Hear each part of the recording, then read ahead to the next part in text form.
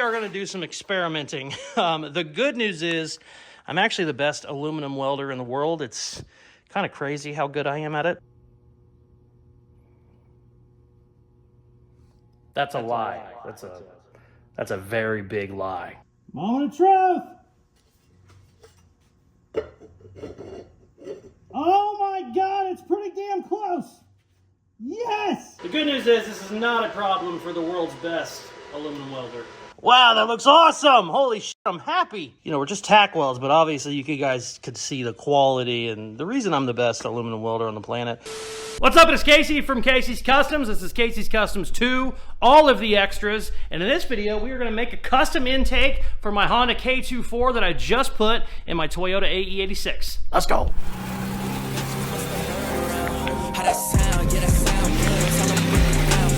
So here is the story. I put a Honda K24 in my Toyota AE86. I have wanted one of these drift legend cars for the longest time. This is like on the Mount Rushmore of drift cars. I've always wanted one. I got one. I took a vote on the internet. What engine do you guys want to see? The K24 won by a landslide. I was even going to throw another 350 in this thing, and people decided to go with the Honda. I said, that's great. I don't have to make a frame from scratch. Let me just tell you, it did not go in very easily at all. That video is going to be out on my main channel on Tuesday. This video, however, is about this intake. Now, a Honda engine, naturally, is not rear-wheel drive. It goes this way. It does not go front to back. It goes side to side. So, your standard intake, now this isn't the stock one, this is an aftermarket one. Your standard intake will go in this way. Well, that doesn't work really good because as you can see, your air, shit. No big deal, just went ahead and dropped the camera while I was trying to talk. So, your standard intake will go in this way. You know, naturally, if this was side to side, this wouldn't be that big of a problem. You know, your throttle body and everything would be right here. Well, when they're in there now, that is in your firewall. That obviously is not going to work. Now, they make an intake, I think they call them a reverse intake, where essentially that is over here now. And they are expensive. At least the ones I've seen are like $500 or $600. I picked this thing up. This is some eBay brand. I think it was $65 or something like that. Super cheap. Seems pretty nice. Very thick aluminum. So what I'm going to do, before I go buy a new one, I am going to cut this right across these runners and flip it so that our mount will still mount right, but this will be over here. I've also seen guys will essentially cut this part and then just put that over there. That might be an option too. I'm not sure. I'm going to break it out and kind of figure out exactly how I want to do it. I don't know. That might be easier now that I'm looking at it in here. I don't know. We're going to play with it. We're going to cut some shit. For 65 bucks, we are going to do some experimenting. The good news is I'm actually the best aluminum welder in the world. It's kind of crazy how good I am at it. That's a lie. That's a very big lie. I don't know why I said that. It's that big of a lie. But I've done it a couple times. It's kind of worked. I'm not a good aluminum welder. But we are hopefully going to learn on this by cutting into a very nice brand new intake. The good news is I am good at cutting shit. So let's go. So people often ask, Casey, why the second channel? Why wouldn't you just post those videos on your main channel? Well, this is a perfect reason why. There's a good chance I'm gonna ruin this and just botch this whole job, and maybe this video is only 7 minutes long. I don't know. It might end up working beautifully, and it's a 30-minute video. I don't know. That's the fun part of the second channel. Also, I did a video of me hitting golf balls for 10 minutes. That was the second channel video. So sometimes they're just gonna be out in the middle of nowhere. There is a reason it is called all of the extras. Sometimes, a lot of times I'm working on car shit, that's not gonna be the way it is all the time. I'm thinking about starting to stream video games on here occasionally, so any Call of Duty fans, you might see that at some point. I don't know. But for now, let's cut this shit. I wanted to maybe try and do this, but this just doesn't stick out far enough. So what we would have to do would be cut this out, cut this, reshape it, get it to fit over here. I don't think that's gonna work. And then we'd have a giant hole over here. We'd have to get some aluminum to cap because this isn't the same size. I think we're just gonna cut right through the runners and it's gonna go perfectly. So yeah, let's Let's cut some shit. So I've taken some measurements and it looks like it is symmetrical right at that line. I don't know if you can see it in there. Oh, sorry. There's like a casting mark. And I think if I go right in there, it'll flip pretty easy. So what I'm gonna do, I'm gonna take a piece of tape, try and run it right down that line. Just like, nope. It's like that. Ow. And now what I'm gonna do is try and scribe it with my punch.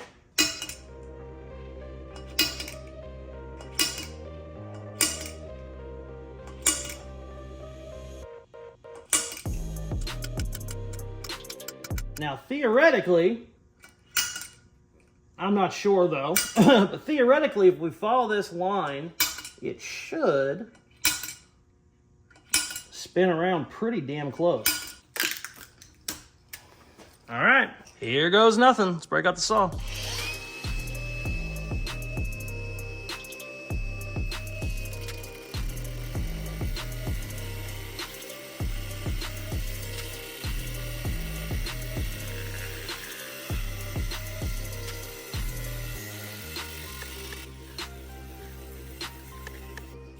I've kicked this tripod like 3 times already.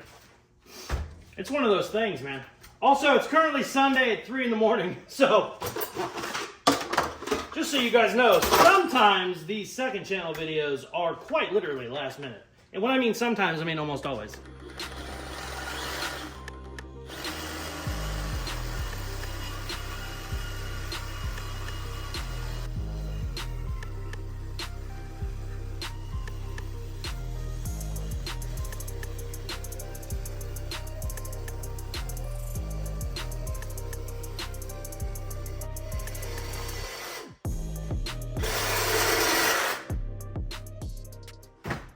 Moment of truth. Oh my God, it's pretty damn close. Yes. Oh my God, it's perfect. Ha! I was not sure this would work. We gotta prep it a little bit, but damn, baby. All right, I got an aluminum flap disc I gotta find.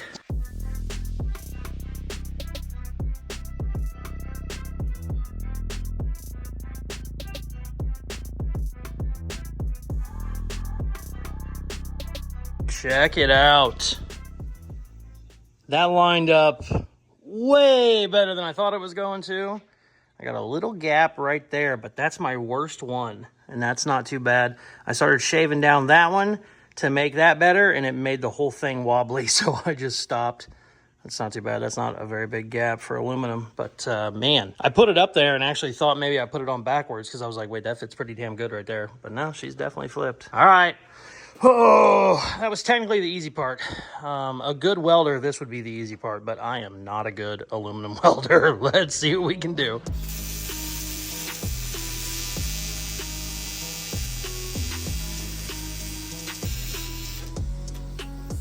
Oh, I need a lot bigger TIG torch, I think. We gotta go with big boy rod. Just burning up my rod for amps. Take one. Did some reading. We are very ill-equipped to weld this. My welder will do it, but you really need some heavy-duty rods, and I don't have any right now. I have the rods, I don't have the damn collet to hold it.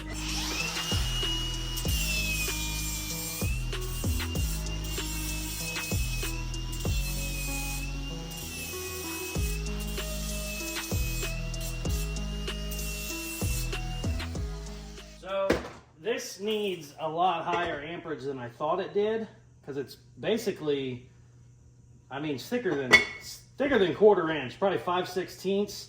Thick plate needs to be really high amps, and the little TIG rods I have are just melting. Almost instantly, which is not great for when you're trying to keep a weld. So we are going to change what we were trying to do from getting this thing welded solid to getting some good tack welds to hold it all in place. And then we can order some bigger collets to hold the heavier duty rod. So basically, I'm going to probably burn the living shit out of all my TIG rods, but hopefully we can get it tacked. We can at least get it, tacked good enough.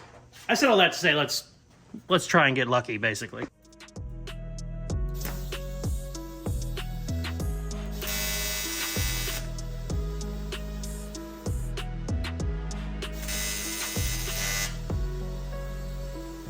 It would be nice if you would stay where I want you, son of a bitch.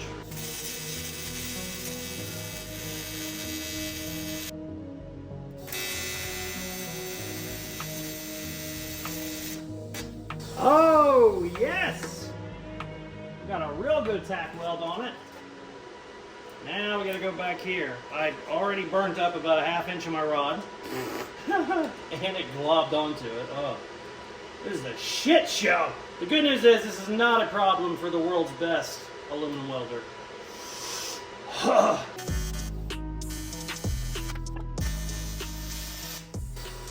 You know what I really need to do? Oh God, that was brighter than the sun. What I really need to do is preheat the living shit out of this. That's my problem.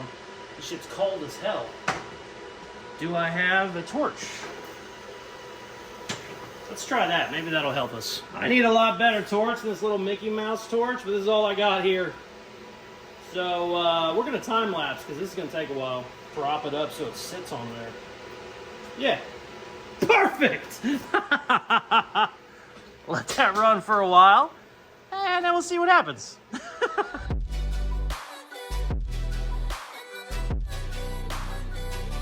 I got it figured out. I was running way too low at amps. The problem is the amps I need is just burning this up quick. But we just ran a full bead across there.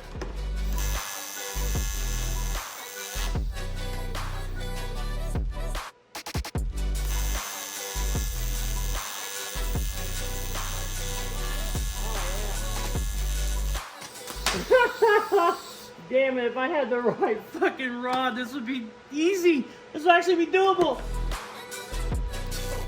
Oh, I wish I had the right friggin' rod. Oh, what a shit show. What an absolute shit show. Alright. I'm gonna preheat. I keep just dropping tungsten balls on the ground. I'm gonna preheat this side. I'm gonna clean this up. I mean, obviously this looks like shit, but we can clean this up. I got a full 3-inch weld, or 2-inch weld right there. Actually, it's probably 6 inches, to be honest with you.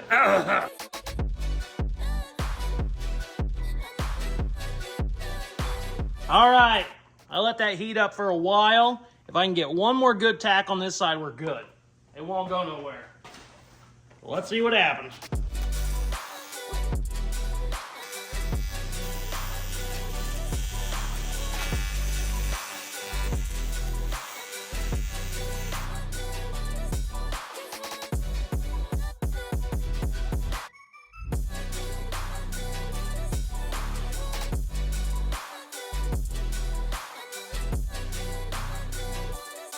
Now, here is the greatest thing about aluminum is that you can blend the shit out of it so much easier. This was a globby mess.